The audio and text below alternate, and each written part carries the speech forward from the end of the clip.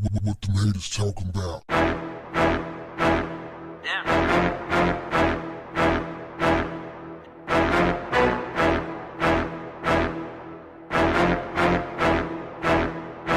What's up, family? Recent federal charges for sex crimes against R. Kelly filed in New York and Chicago may have ramped up the pressure for him to cut a deal. Let me say this first.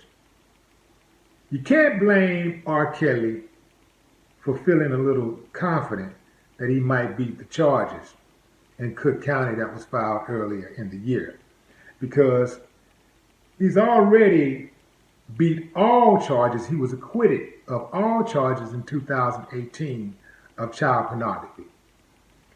This is a different level of the game. This is the feds. The feds is the big league.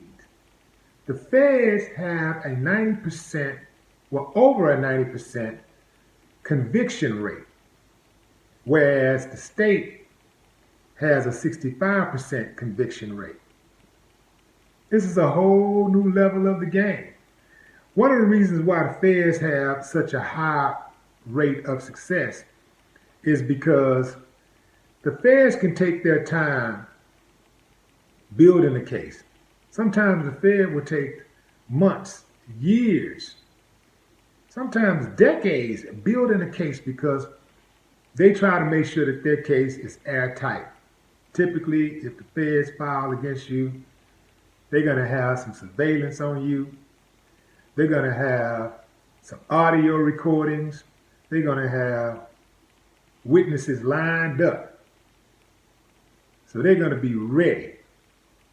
And the feds also have more resources than the state.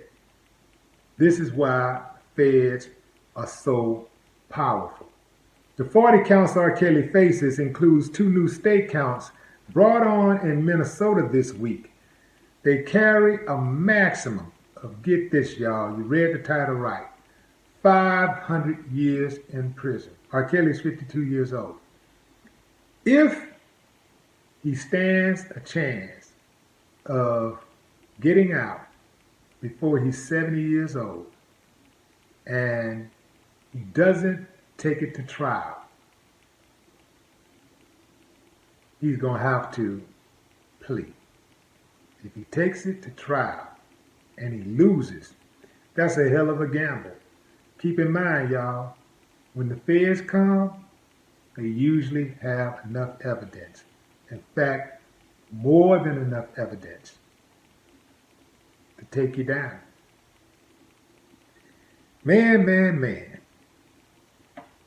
Federal prosecutors aren't likely to rush into any type of deal. They don't really have to. But it may behoove them to do a deal, because it's kind of tricky when you're dealing with celebrities. Jurors may be a little more empathetic. They may be fans, and they'll say that they're not fans. They'll say that they haven't heard of the artist's music before and all kind of stuff, just to get on the trial.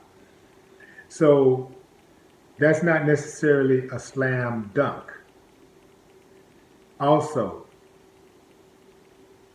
not going to trial could spare the alleged victims of being shamed. And it also could save the state a whole lot of money. It could save the government a whole lot of money, because it's going to cost a lot of money to prosecute him. If R. Kelly goes to trial, he's going to fight those cases like a murder case. And we're talking about a trial that could last for a few months. It's going to cost a whole lot of money. The negotiations are going to be complicated, though, because R. Kelly has cases in 4 jurisdictions. So I'm assuming that his lawyers are going to try to, if they do agree to a deal, I'm sure that his lawyers would try to get the prosecutors, get the government to agree that it'll come down to one jurisdiction. They'll put all of the cases in one jurisdiction.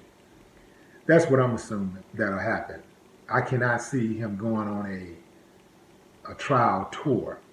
I can't see that happening.